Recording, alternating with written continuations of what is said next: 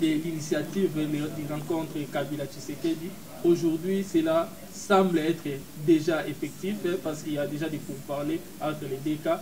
Êtes-vous satisfait de cette démarche?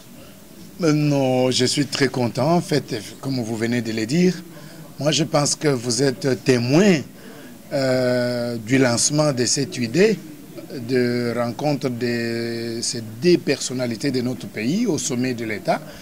Je peux que me réjouir. Je suis géniteur, comme vous l'avez dit, de l'idée. Et il n'y a pas que ça, il y a des idées que nous aurons à donner pour l'avancement de notre pays. Et je suis vraiment en joie dans la mesure où nous allons tous mettre la main à la pâte pour qu'il y ait des résolutions durables qui peuvent amener notre pays à un développement meilleur. Non, mais je peux vous rassurer, les deux autorités de notre pays, les deux sommités, le président de la République, le président Kabila et le président Etienne Tshisekedi, ce sont des personnalités et que si ces deux personnalités, comme nous sommes en train de constater qu'ils ont compris l'idée que nous leur avons lancée, ils ont vraiment souscrit à notre demande.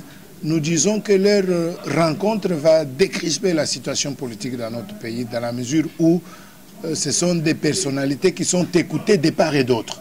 C'est-à-dire du côté de la majorité, le président Kabila est très bien écouté et aussi du côté du rassemblement, le président Etienne Tshisekedi est tellement écouté et leur mot d'ordre qu'ils vont lancer au peuple à ce qui concerne la paix, la cohésion nationale, je pense qu'il n'y aura pas tellement de troubles. Pourquoi? Parce que tous vont chercher à solliciter l'apport du peuple congolais qui pourra tolérer pour une période spéciale, n'est-ce pas, afin de permettre à ce que les élections soient organisées dans notre pays qui vont réellement donner la légitimité à ceux qui vont gérer la nation. Bon, là, moi je pense que lorsqu'il y aura rencontre entre les deux personnalités de notre pays, j'insiste, et vous l'avez confirmé ici que nous sommes génitaires, parce que c'est avec vous qu'on avait lancé l'idée.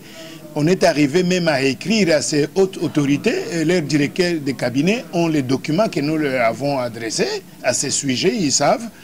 Et vous me demandez si le Premier ministre nommé Badibanga, issu du dialogue de l'unité, en fait, du cité de l'OIA, n'est-ce pas, s'il va continuer ou pas. Moi, je vous dis, il faut savoir que le chef de l'État qu'il avait nommé, n'est-ce pas, pourra rencontrer l'opposition et la vraie, c'est-à-dire va rencontrer leader maximum. Alors, les deux personnalités vont essayer de trouver une formule directe qui permettra à ce que tout le monde se retrouve pour une gestion spéciale de la chose publique dans notre pays pour qu'on arrive à organiser les élections. Donc, je ne pense pas qu'il serait favorable à ce qu'on accepte que M.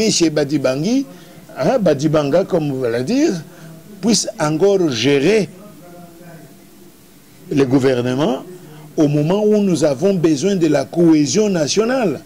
Cette cohésion qui a manqué lors du dialogue des cités de l'Union africaine. Mais du fait qu'au niveau du sommet, ce dialogue va commencer. Ce dialogue vrai, sans intermédiaire, pourra avoir lieu, n'est-ce pas? Les gens vont se parler et c'est au nom de la paix dans notre pays. La paix n'a pas de prix.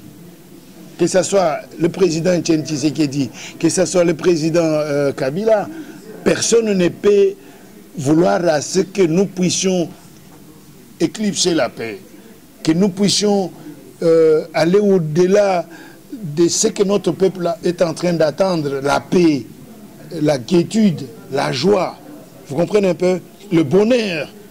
Et tous ces deux, je pense, toutes ces deux personnalités concourent à ce qui est la paix dans notre pays, qui est le bien-être recherché. Et nous souhaitons à ce que, d'ailleurs, nous vous disons, en fait, nous sommes appelés comme génitaires, vous le dites, d'être derrière Semco, n'est-ce pas? et faire en sorte que vraiment des résolutions qui vont issues de leur dialogue puissent être vraiment des solutions durables pour notre pays et que tout le monde se retrouve. Donc, le Premier ministre nommé, moi je pense, ça ne fera pas mal de pouvoir rendre tablier. Hein? Pourquoi? Parce qu'à ce moment-là, ce sont des autorités qui pourront donner une autre ligne de conduite qui va rencontrer l'assentiment des gens du conclave, n'est-ce pas, de l'UMT et les gens du cité de l'Union africaine. Donc, je pense que l'essentiel est que le peuple se retrouve, notre peuple se retrouve, que le peuple qui a tant souffert depuis longtemps, n'est-ce pas, oui, puisse arriver à se retrouver, c'est-à-dire que les politiciens arrivent à mettre le peuple au centre de leurs préoccupations pour que toutes les solutions qui vont être issues de ces dialogues puissent rencontrer l'assentiment de notre peuple. Ça, c'est le grand souhait que nous avons à dire.